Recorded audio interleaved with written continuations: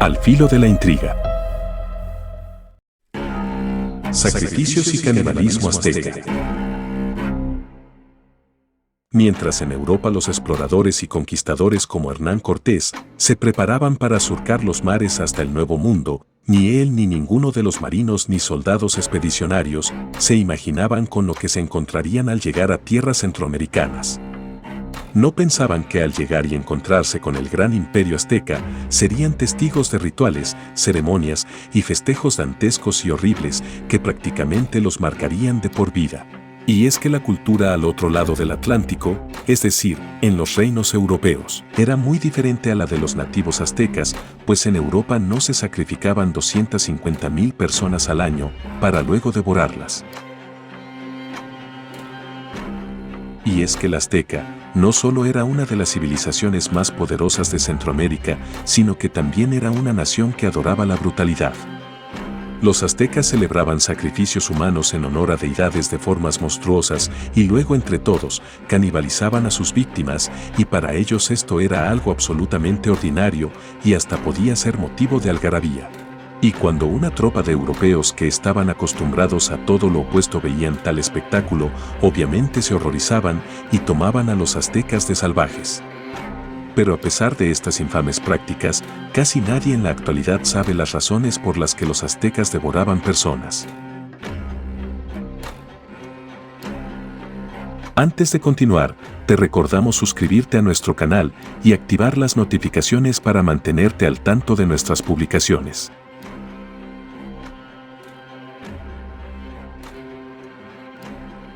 Para entender la razón por la que los aztecas sacrificaban y devoraban a sus víctimas, era necesario entender el contexto y el entorno en el que dicha civilización se erigió. Las selvas de América Central eran tierras hostiles y difíciles de tratar debido a los climas extremos que azotaban cada cierto tiempo. Y es que eran comunes ciertas épocas de sequía continua, seguidos de tiempos de lluvias torrenciales, que muchas veces echaban a perder los cultivos de los que la población subsistía, aunque es cierto que habían épocas más estables que no eran nocivas para la agricultura local. Pero además, difícilmente se lograría mantener a una nación entera a base de cultivos y cosechas agrícolas. Ante los desafíos que provocaba el clima, lo más lógico era recurrir a la cacería y cría de animales. Pero los aztecas no dominaban tan bien el tema de la domesticación, como era el caso de los europeos. Ovejas, cerdos, bovinos y cabras estaban ampliamente domesticadas en los reinos de Castilla, Aragón, Francia, Inglaterra y una infinidad de imperios más de la antigüedad. Pero en el caso de los aztecas, esto no ocurría de manera tan eficiente. Algunos animales que lograron domesticar eran los pavos y los perros, y alguno que otro animal silvestre como los jabalíes y los conejos. Sin embargo, como la crianza de animales no era la especialidad de los aztecas, la caza era fundamental para mantener un gran imperio que estaba conformado tanto por civiles comunes como por chamanes y médicos, y soldados de gran prestigio que estaban acostumbrados a continuas y cruentas cruzadas de conquista, sin mencionar también a la rica nobleza. Es por ello que debían cazar muy a menudo, para mantener tanto al gobierno y su economía interna como al ejército, el cual debía estar siempre preparado para salir a luchar en nombre del emperador. Algunos de los animales que cazaban eran los ciervos, ardillas, liebres, jabalíes, tapires, una gran variedad de aves e incluso animales rastreros como las serpientes. Sin embargo, el imperio azteca era una nación acostumbrada al expansionismo y gracias a una constante expansión territorial, por medio de conquistas o sometimientos de otros pueblos, a su vez crecía la necesidad de alimentar a una población que crecía de manera exponencial. Las cosechas podían no ser suficientes y la caza y cría de otros animales tampoco, y es aquí donde la dieta azteca empieza a tornarse turbia. Al ser excelentes guerreros, los aztecas doblegaban salvajemente a sus enemigos, tomando cientos de prisioneros de guerra que acabarían siendo esclavos, aunque antes de recurrir a la conquista violenta, daban oportunidades de rendición y servidumbre. De esta forma, habrían menos bajas, más esclavos y a su vez, recibirían cuantiosos tributos por parte del pueblo sometido y así lograrían financiar el expansionismo. Pero volviendo a los esclavos, los que tenían mejor suerte serían usados para servir a la nobleza, aunque la mayoría acababa siendo mano de obra para construcciones y templos. Sin embargo, los de peor suerte eran sacrificados. En lo más alto de inmensas pirámides que servían como templos, las vidas de los esclavos serían arrancadas por la fuerza. Y en algunos casos, los esclavos eran enjaulados, engordados, y luego sacrificados para mayor provecho de la carne. Los sacrificios eran grandes, y los ejecutores tomaban el corazón de las víctimas aún palpitante, y este era ofrecido a sus deidades.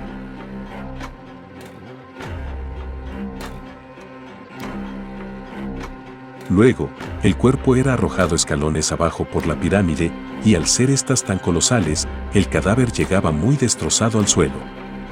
Finalmente los restos eran cocinados.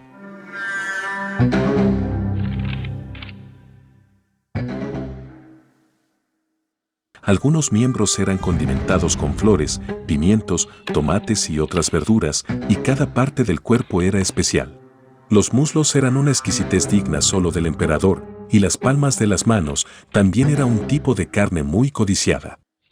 Al principio se teorizaba que el canibalismo respondía directamente a una necesidad de manutención de tanto el gran ejército como también de la población, ya que tal vez la caza y la agricultura resultaban insuficientes.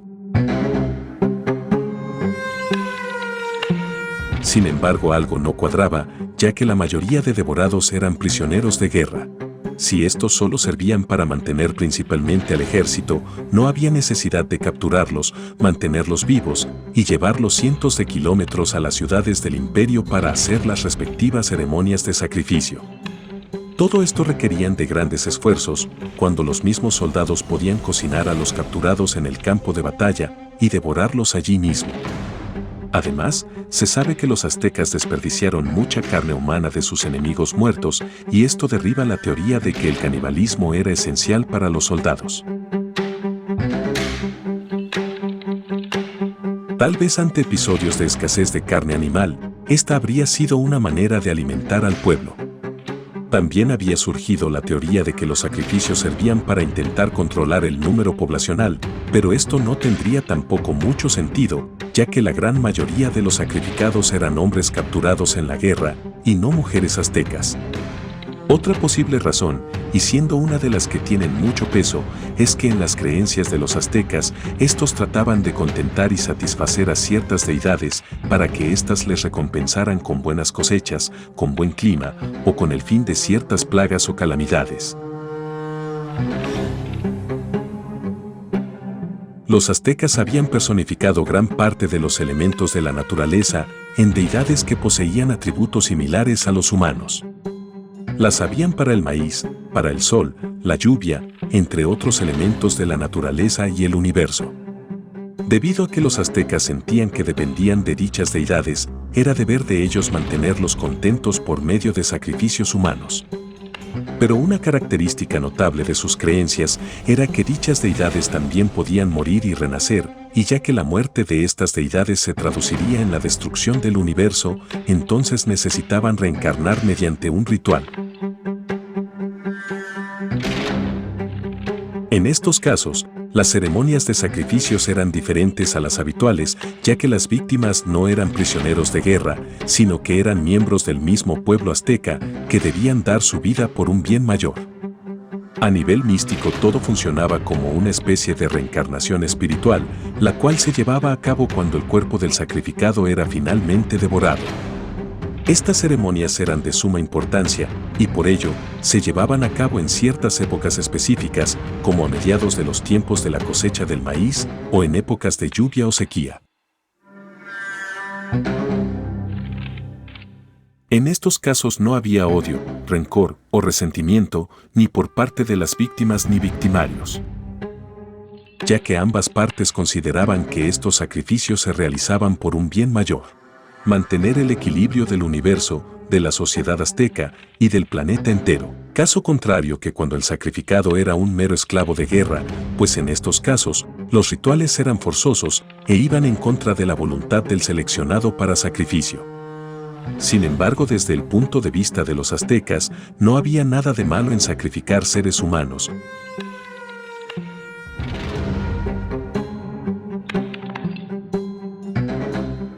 Al igual que hoy en día, los europeos consideraban el canibalismo como algo tabú.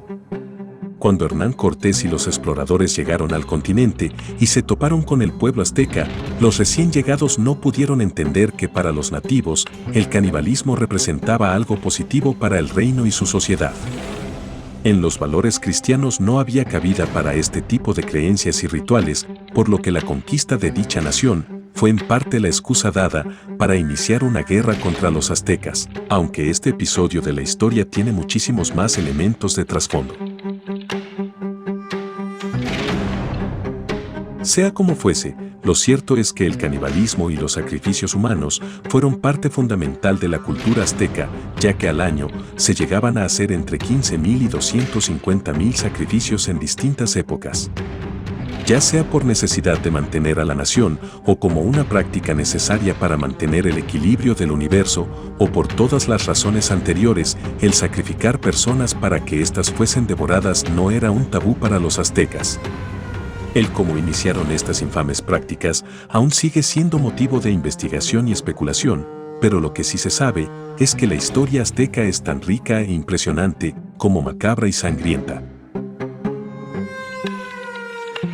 Si el video te gustó, por favor suscríbete al Filo de la Intriga, dale like al video y compártelo con tu familia y amigos, ya que nos ayudas mucho a seguir desentrañando los misterios de la historia.